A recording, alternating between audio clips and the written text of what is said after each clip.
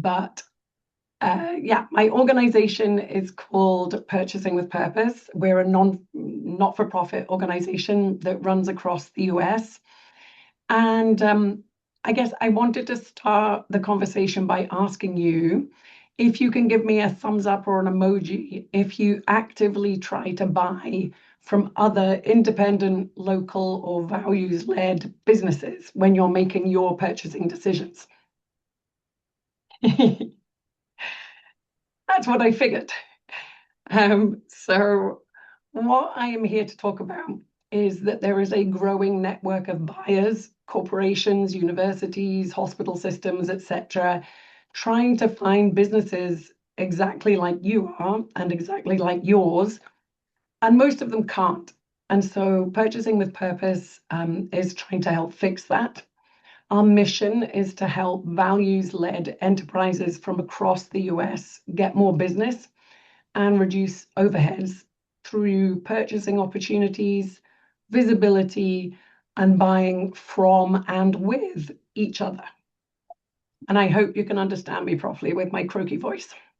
So today I'm going to tell you a bit about who we are and what we're not, about why procurement is the buy local movement's biggest untapped opportunity, about where you transact matters as much as who you buy from, about how to get listed for free and what that unlocks, and about how your city or network could plug into the national infrastructure that we're helping to build. So you already believe in purchasing with purpose because you built a business that does things differently. You chose to stay independent, you chose your community, you make decisions every day that prioritize people and place. And that's not just admirable, it's a competitive advantage that most buyers don't know how to find. So Purchasing with Purpose is trying to build the infrastructure that makes what you already do visible to buyers that are actively looking. We're a not-for-profit collaborative. We're connecting national community of values-led independent businesses with buyers who want to spend their money with purpose. We were founded in 2023 after starting out as a single issue network in 2019. But here's what's really important. We're not a membership organization competing with others. We're a network of networks. We're trying to add a connective layer that's trying to make the whole ecosystem visible and accessible without asking anybody to give up their existing identity, community, or membership organization. And why do we do it this way? Because the extractive economy crisis that we're facing in the US and across the world today is bigger than any one single organization can solve, and we need collective action. There's organizations like ours all over the world, and they're actually helping to facilitate trillions of dollars of purchasing from organizations in their countries. But this work is relatively new in the US, and most people don't really know how to do it or how to focus on it. You might see lots of networks that you know on the screen that I'm showing right now, including AMIBA, of course. And all of these networks work with enterprises, as you know, and some of you might be members of more than one of these networks. But many of the people running the networks don't have the capacity to connect with each other or look specifically at purchasing opportunities. So we build solutions and opportunities around purchasing from enterprises so that you can have a reliable, self-sustaining income to do the work that you're doing and achieve the mission that you were founded for. We bring together buyers from all types of organization around the country, corporates, small and medium businesses, government agencies, anchor institutions like universities, faith groups, and hospitals. And we work on opening up opportunities to get you in front of people that want to buy the goods and services you sell. We do this through local purchasing initiatives that I'm going to talk more about in a minute. virtual and in-person showcases and markets, collective purchasing programs and training, as well as consulting services for buying businesses. And it's important to say that there's no cost to your business for working alongside us. We have some funder support, but we also get paid for the training and consulting services we do for buyers so that that can pay for the work that we do. So why did we build it? As I said, we used to be a single organization working on procurement. We were called Buy Social USA. But we found that buyers from the public, private, and anchor institution sectors didn't know who to trust or where to look. And in the US, businesses that put people and planet first operate under many different names. So social enterprise, cooperative, fair trade business, benefit corporation, green business, independent business, steward-owned company, regenerative business. I could go on and on and on. There are so many terminologies that are being used that people don't know where to look or who to look for. So we don't ask you to adopt a new identity. We're just trying to make sure that buyers can find you whatever you call yourself. As Purchasing with Purpose, we have about 30 networks that have joined the collective, but we found more than 200 local, regional, and national networks across the country that are not necessarily talking to each other. Partly because of the terminology and partly because they're all fighting to survive in a climate of reduced grant funding and increased social washing and greenwashing. So for local and national networks, your own marketplaces and directories connect into ours. If you're part of a local business alliance or a member network, Purchasing with Purpose offers something beyond individual listings. Your network can have its own branded directory and marketplace. This is ours on our website. It can be hosted on your website, powered by the same infrastructure without you having to invest in the software development.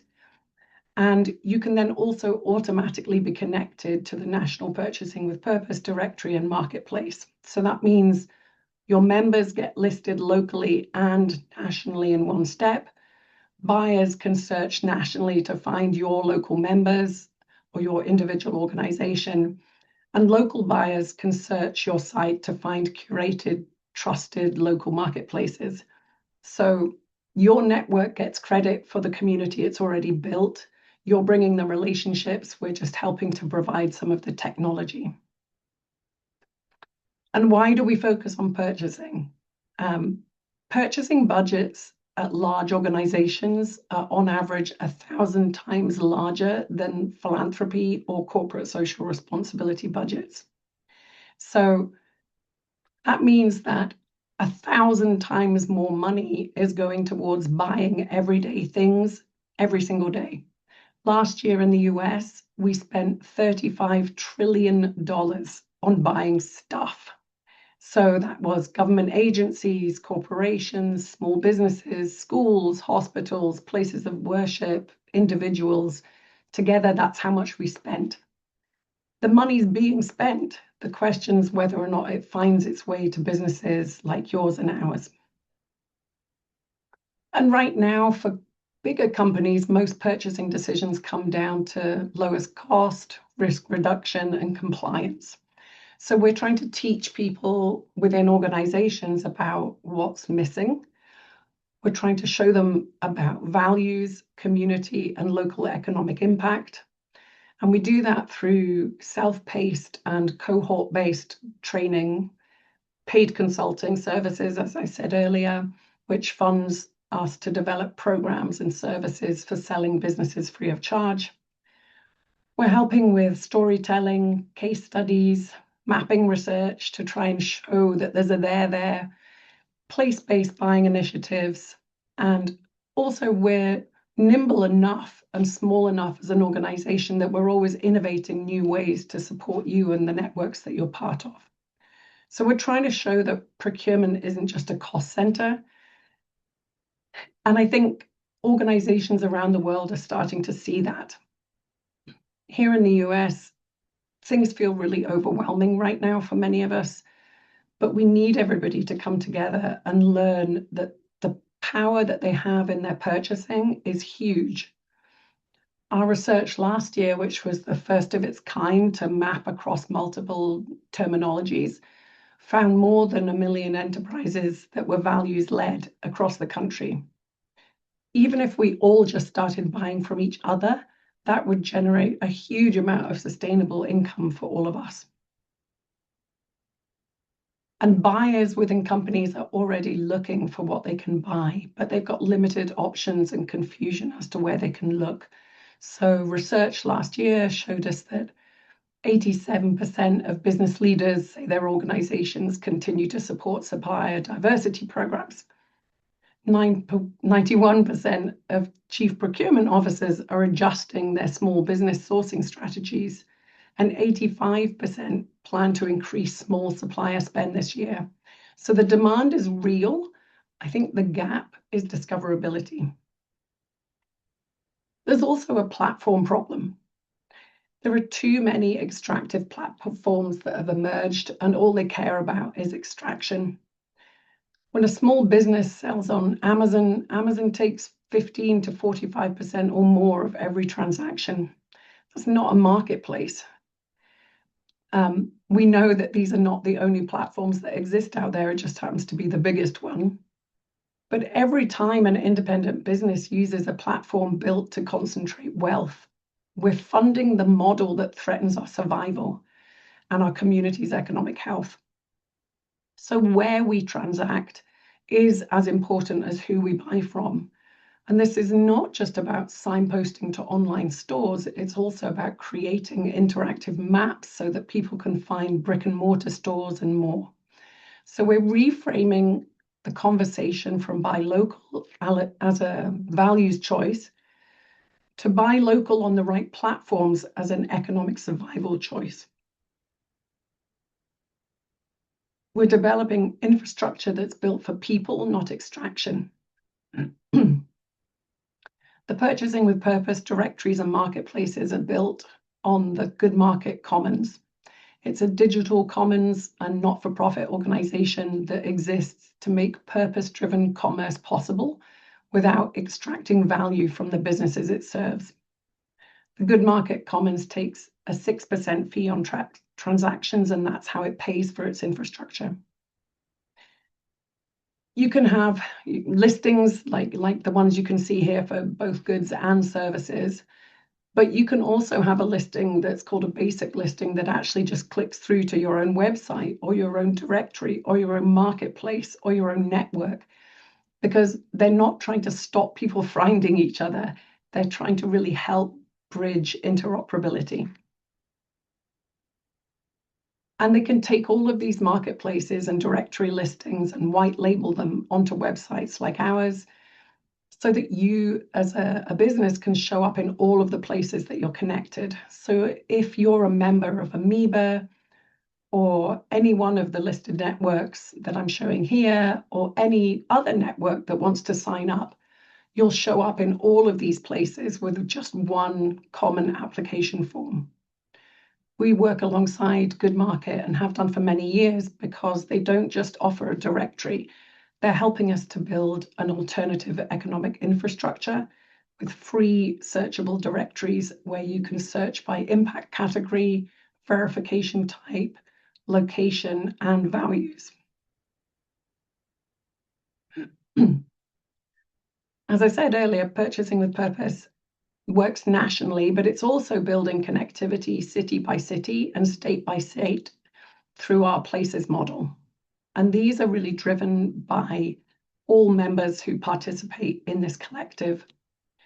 The initiatives bring together local organizations to focus on solving the issues that matter to them through their purchasing spend. And we encourage local buyers from government, business, anchor institutions to think collectively and individually, and to inspire each other and look at what they're buying and how switching out some of their spend to local values-led enterprises can build a more resilient local economy. We've got 3 local purchasing initiatives at the moment. with more in development. The first one started in Oregon about 18 months ago. Chicagoland was the second one to launch, and New York was third at the end of last year. And each area is different and cares about different local topics. The local participants direct the impact or the focus of the local network. These initiatives take time to build and grow. As I said, we only started them 18 months ago. Oregon is starting to see real results now and money flowing to the local businesses and making impact. The other two are still really in the building phase. And it's really critical that we have local buy-in and critical mass of selling businesses in a new location to get it started. But when we have one of these local places, it means that you're discoverable to local buyers. It gives the buyers a trusted place and a pool of local suppliers that have been vetted already. It keeps the purchasing spend circulating in your local economy, and it signposts buyers to local support networks. So it's broader than just what's being bought from individual stores. It's also signposting to local infrastructure and support as well. When we have 50 or more enterprises that have joined the community from a particular geography, we can set up a place for them on our site, and we can start to offer local support for education and awareness raising. Some of the places that I mentioned have had external funding to help them with local capacity building and infrastructure building, or local events and pop-up markets. The whole point of Purchasing with Purpose as an organization is not for us to grow, but for us to funnel money through to local anchor organizations who are building stuff at the grassroots. So if funding comes in to Purchasing with Purpose for one of these place-based initiatives, a minimum of 70% of it goes out into the local community to support with the local programming. And this year we're expanding the places sites to include interactive maps and listings for things like local impact hiring, restaurants and bars, events, artists, and so on. So when all of this happens, this also allows for collective purchasing to grow, and that's something else we've been developing this year.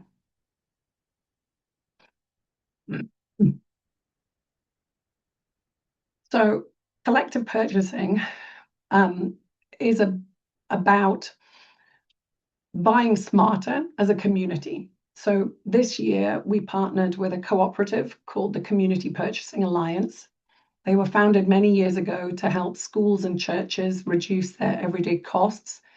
But from this year onwards, all members of Purchasing with Purpose that are People and Planet First verified, which is, I'll talk about in a second, are also eligible to take part in these cost-saving opportunities. So far, they're being able to save things like 15% average savings on business insurance, copier contracts, 31% savings, electricity, they've seen over 4 million in savings to date over the default utility rate. And on top of that, there are more opportunities coming for these collective purchasing agreements based around places for things like natural gas, solar, HVAC, waste removal, and much more. So there are lots of ways that enterprises can take part in reducing their own business overhead if they're part of this whole ecosystem. And not just that, but verified enterprises can also become sellers. So we're working on ways in which they can become vendors for these collective purchasing agreements. People and Planet First it's a global low-cost participatory verification system that our organization helps to administer in the US, and it provides a trust mark for values-led businesses, both for-profit and non-profit in structure. And I'll send more information to you after the session because I didn't want to go down the rabbit hole of verification in this session. It's too much to talk about. The last thing we're doing this year is we're running virtual showcases. So throughout the year, we're connecting businesses who are part of the national directory with each other, but within other interested parties like buyers, so that they can showcase what they sell and the local impact they make. Verified enterprises get to pitch at these events, but everybody can attend and connect. And what we're hoping is that as these showcase events start to grow throughout the year, that local in-person events will also take place. So, for example, the Chicago group is already building out in-person pop-up markets and sort of mini trade shows for local buyers to come and meet local sellers based around these different initiatives as well. And as I'm almost out of voice, I'm just going to leave you with we can answer questions, but also a way to connect with me.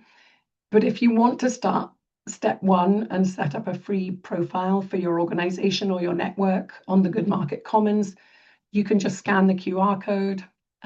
It will link you up to signing up. And it will also have you showing in the AMIBA directory and the Purchasing with Purpose directory as well.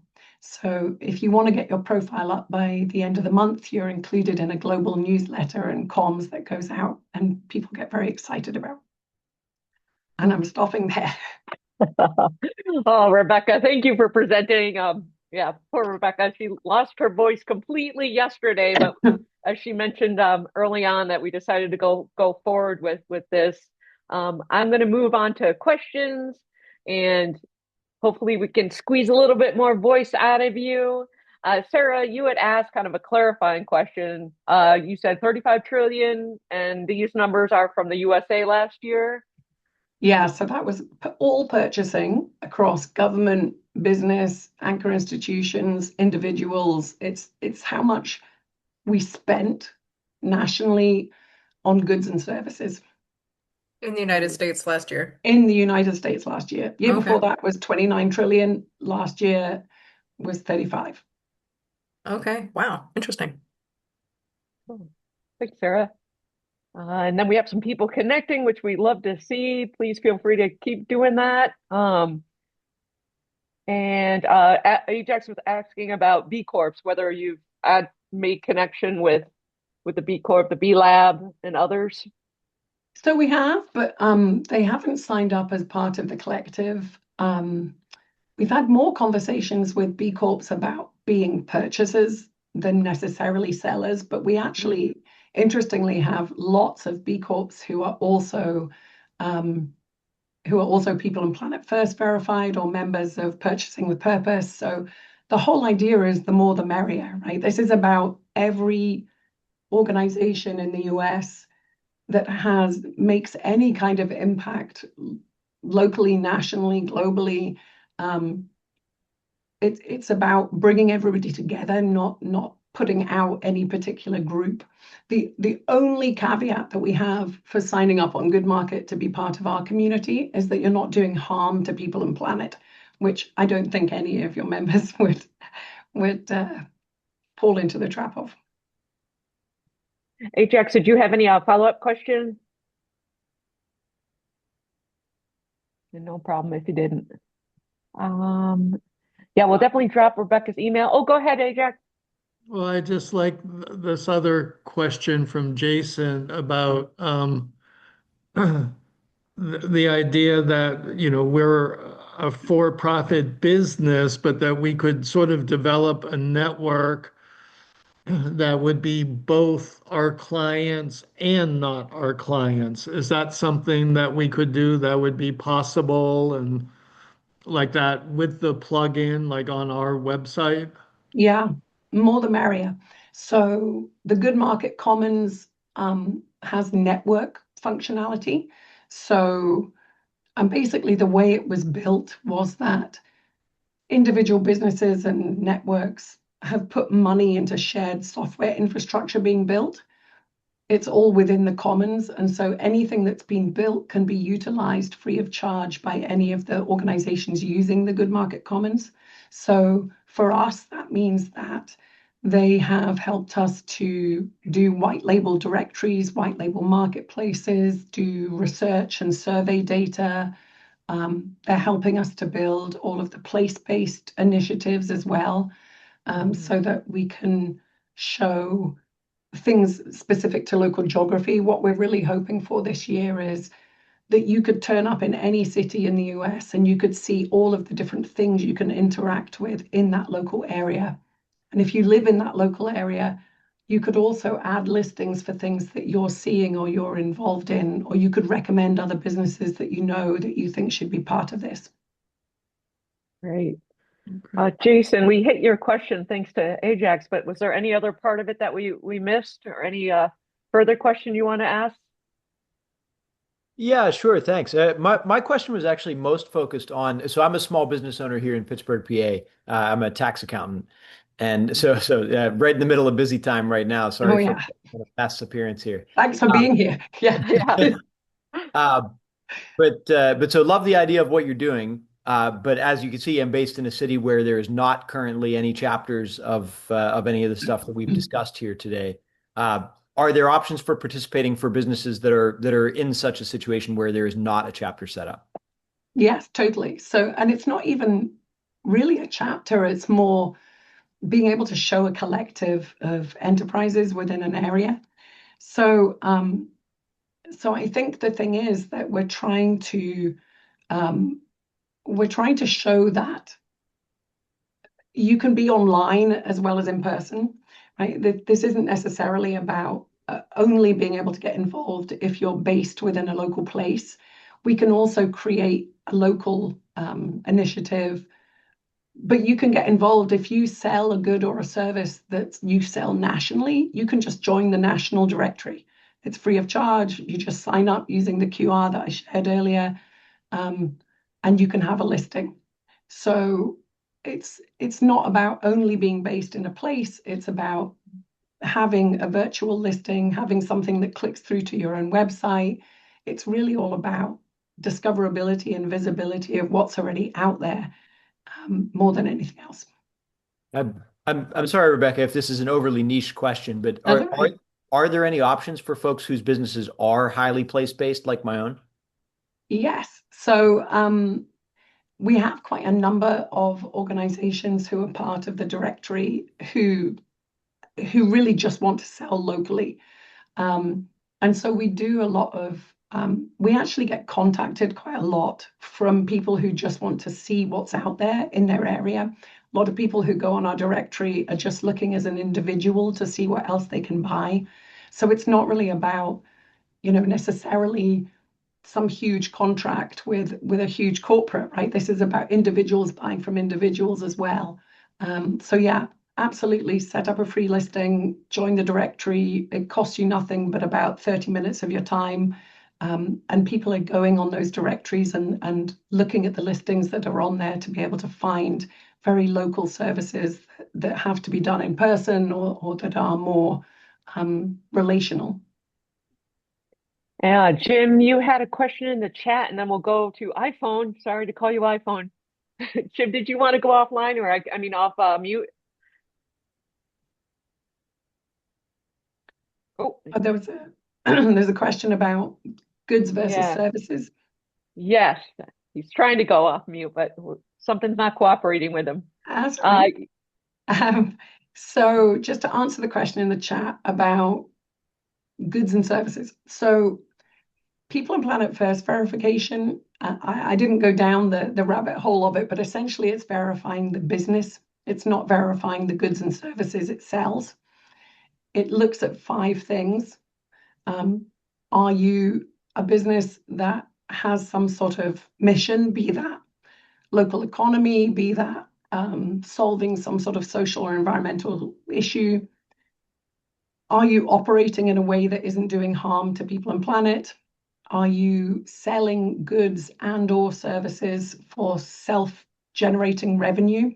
So you're not donor reliant. Are you reinvesting your surplus into that work? So for most of us, that's 100% reinvestment of any surplus, if we are lucky enough to have it, into the work that we're doing in our business. And are you thinking about the protection of that structure long term? So you're not trying to run a business that's just looking for an exit to a billionaire. You're looking at an organization that really cares about the values and the local community and the people it's there to serve or to support. So that's what the verification looks at. It's $85 for the verification and $70 a year after that. So it's not meant to be extractive and super expensive.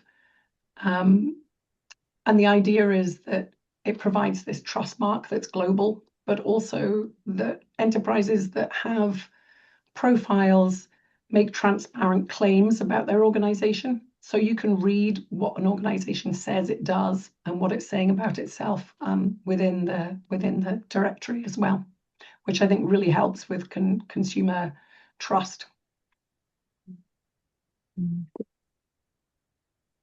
Hey, oh, sorry, Jim, I can't hear you. I still can't hear No, you. still, yeah, we can't hear you, Jim, unfortunately. You can type Hi. or email Yeah. me. I'm April. Oh, April, thank you want to ask your question next? Hi. Yes. Hey guys, thanks. Yeah, so I have several questions, and some of my answers were answered by the folks that spoke. I'm located in California in the Bay Area, and we're interested. Our long-term vision is to be a part of a multi-stakeholder collective. Currently, we are a hybrid model where we have projects and programs that are fiscally sponsored, and then we are an LLC. And some of the ones that I'm finding, some of the challenges are, in our responsible model of logistics and supply chain, we are hyper local because that's one of the responsible ways in which we protect the environment is to not expand distance-wise, but for local. And of course, we're not part of the gig economy. So my questions are about I do have, customers that are part of the marketplace, I think you mentioned, and I have not yet joined, but was very intriguing when you were talking about the collective sort of like technology. Someone was speaking about how they've been able to plug into either reports, data, the collective technology. And as our technology stack is increasing yearly, we can be the kind of end coming with that of kind of being priced out of being able to use the tools that we depend on.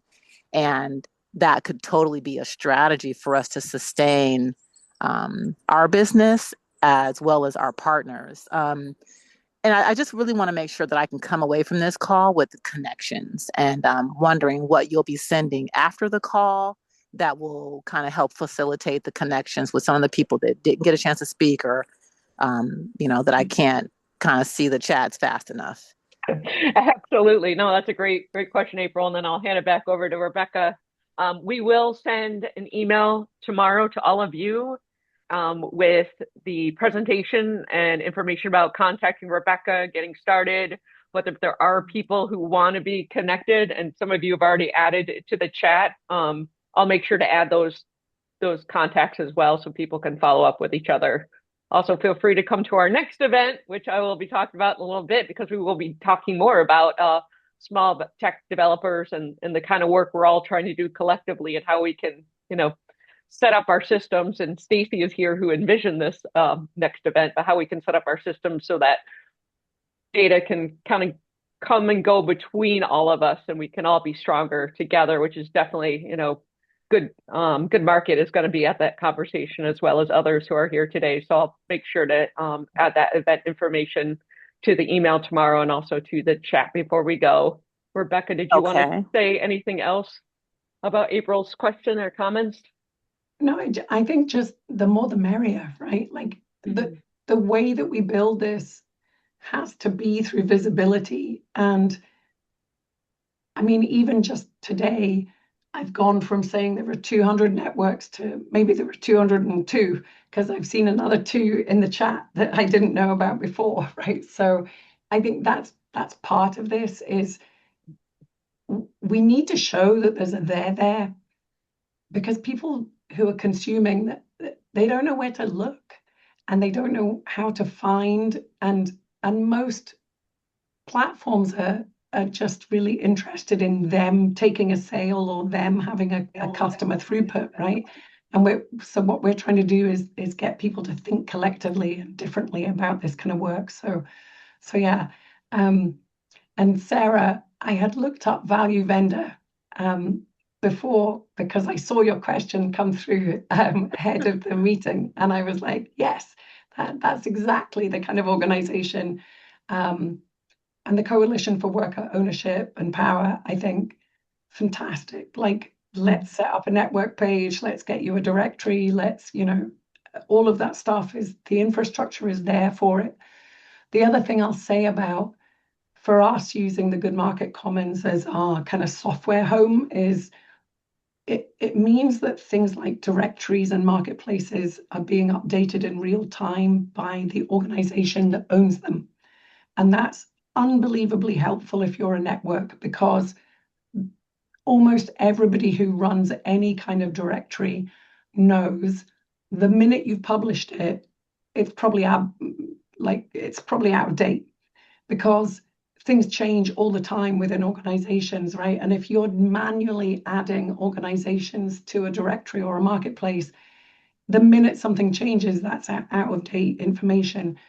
The beauty of doing it with the Good Market Commons that we're finding is that, so if you sign up today, so let's say that value vendor signs up today and you say in your application, oh, I'm part of AMIBA and I want to be part of Purchasing with Purpose, and you'll automatically show up in our directories and our network pages because you filled in this one form. So you can connect into all of the different things you're doing, and as things change for you, or as you want to do listings or talk about events you're running or whatever, they'll all show up and populate in all those places automatically. So it's really that shared infrastructure piece is hugely helpful to us as a sort of network of networks as well, to keep information current and encourage people to share.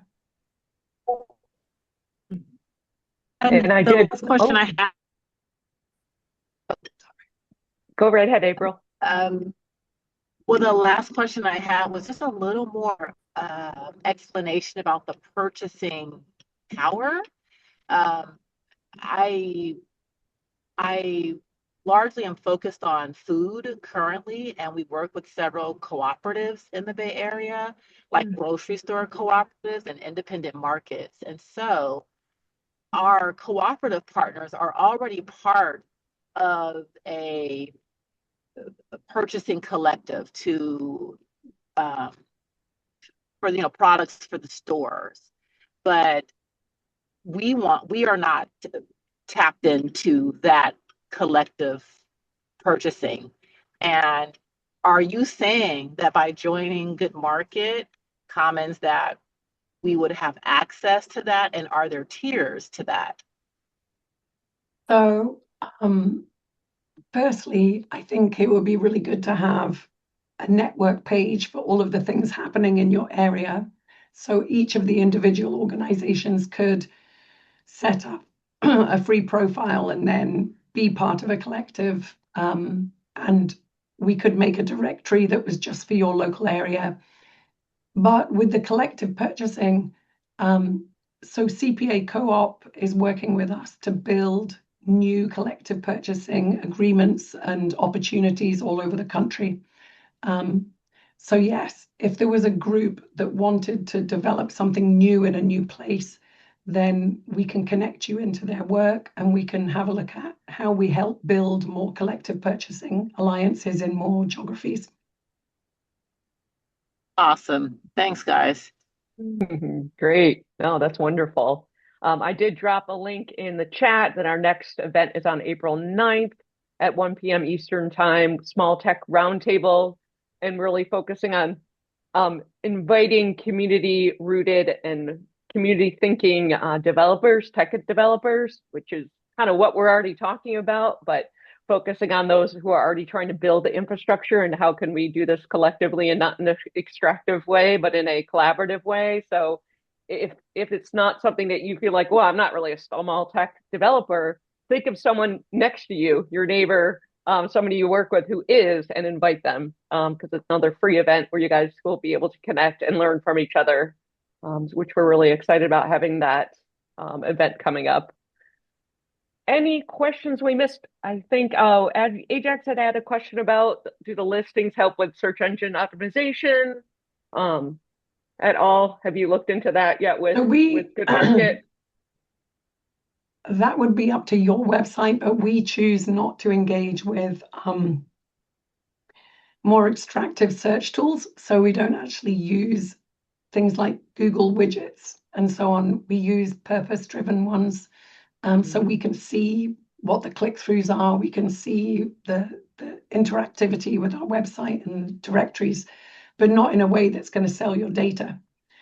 So we do it in a way that's more about us learning, and happy to share the name of the more information about the types of widgets or whatever we use within our website. Yeah, good point. Definitely. Let's see. So thank you, Jason, for being here. Sarah, you wanted to connect more, but did you want to share anything else?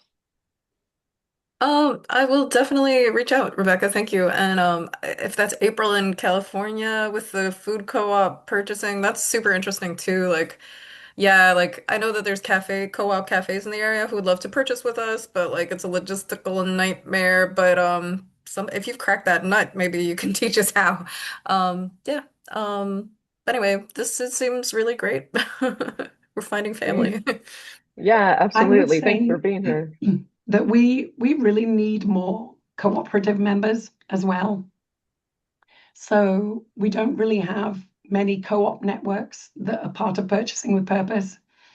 And I think that would be really, really helpful. We've had some conversations over the last couple of years, but none that have really sort of flourished into groups or networks of co-ops signing up to be part of this. And we would love that.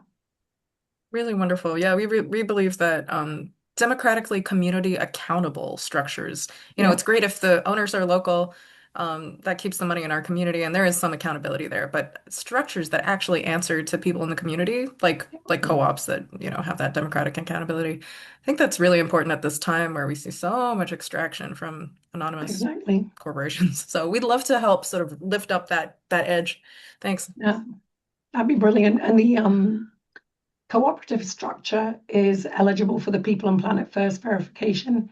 And there are all sorts of things that are coming through now that are more like benefits for organizations that get verified globally. So the more that we can show how many of them there are, the more power I think we're going to have behind this movement. Nice. Great. And Katie had asked about the web tools, which Rebecca will share with us. Sure. Any other last questions before we give Rebecca's voice a rest? I don't want to cut any good conversation off. I'm going to go and lie down in a dark room after this. Oh, feel better. Yeah. Well, thank you all. Thank you, Rebecca, again for being a trooper, and thank you all for being here. Again, I'll send you a link to our recording. Keep those questions coming to me and others, and also that spirit of wanting to collaborate, because as you say those things out loud, there might be other opportunities that Rebecca and I can talk about and roll out in the future. So it's great to connect with you. Please keep connecting with each other and with us. And yeah, have a fantastic rest of your week. Take good care. Thank you all. Thank you.